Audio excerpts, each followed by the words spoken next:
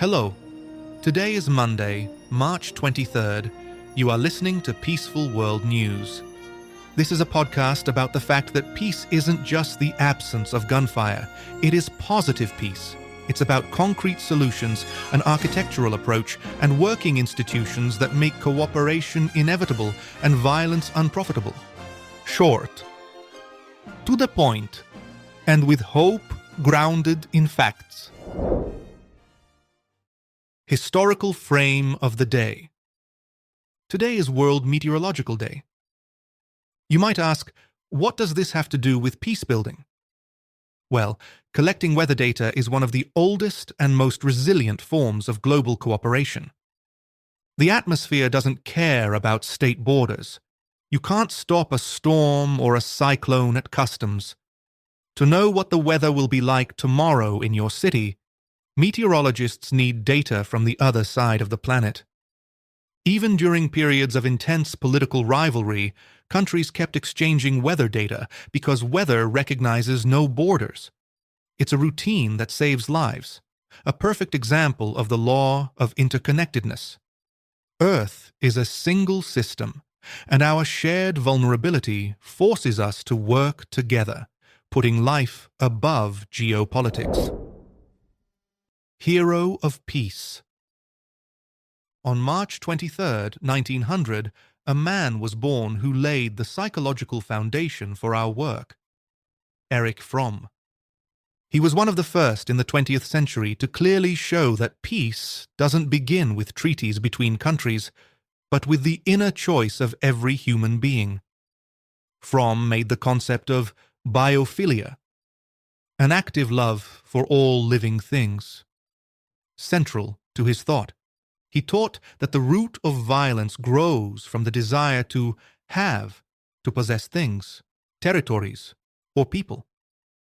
The peaceful path, on the other hand, is the path of being.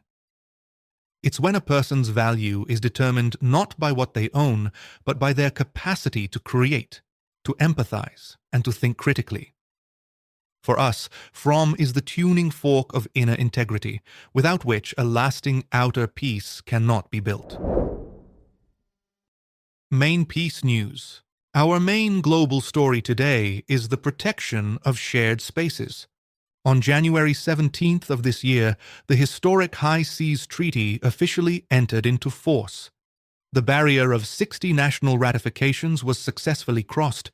The high seas make up 2/3 of the world's ocean. These waters belong to no single nation, and for a long time, that meant you could do almost whatever you wanted there. Now, the world has a new, working, legal architecture. The treaty allows for the creation of massive marine sanctuaries beyond national borders. This is real intergenerational justice in action. Nations have voluntarily limited their appetites, recognizing nature not as a resource, but as a partner. Peace here means refusing to live on credit borrowed from our grandchildren. But ratification is only the first step. The main practical question now is, how exactly will the international community police these waters? How do we track violations and stop poachers, relying on transparency and satellite data rather than warships? That is the next engineering challenge for the institutions of peace. Peace on the ground. Now let's look at the city level. We travel to Colombia, to the city of Bogotá. A municipal program called Manzanas del Cuidado, or care blocks, continues to grow and scale there. Historically, the entire burden of unpaid domestic labor, laundry, childcare, looking after elderly relatives, fell on women. This often led to isolation, poverty, and an increase in domestic violence. The authorities in Bogotá decided to make care a part of the city's infrastructure. They build centers where public laundries, kindergartens, classrooms, and rest areas are all gathered in one building. While city workers wash clothes or look after children for free, women can get psychological support, finish school, or simply rest.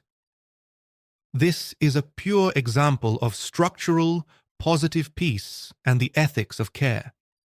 Reducing everyday stress can noticeably lower the level of tension and vulnerability in families. Dignity is restored not through slogans, but through thoughtfully designed services. Cultural touch. Instead of television shows, today we turn to great literature. If you want to feel the true scale of that global cooperation we talked about earlier, read the classic sci-fi novel Andromeda Nebula by Ivan Yefremov. His idea of the Great Circle, a global network of knowledge exchange between civilizations, is essentially a weather service expanded to a cosmic scale. There is a crucial thought in the novel. Humanity was only able to join this cosmic dialogue after it overcame its internal wars and learned to protect its own planet. In Yefremov's world, reaching the stars is not a technical achievement. It is a reward for the social and ethical maturity of society.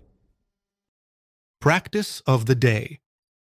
Our practice for today is information hygiene. We live in an environment that constantly provokes us into fast emotional reactions.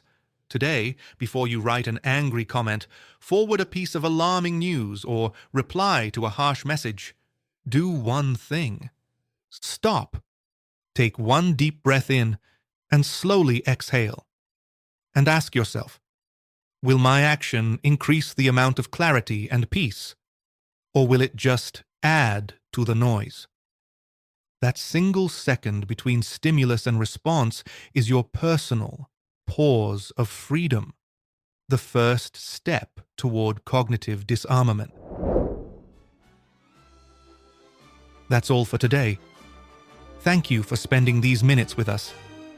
Peace be with you. And remember, a peaceful world by peaceful means.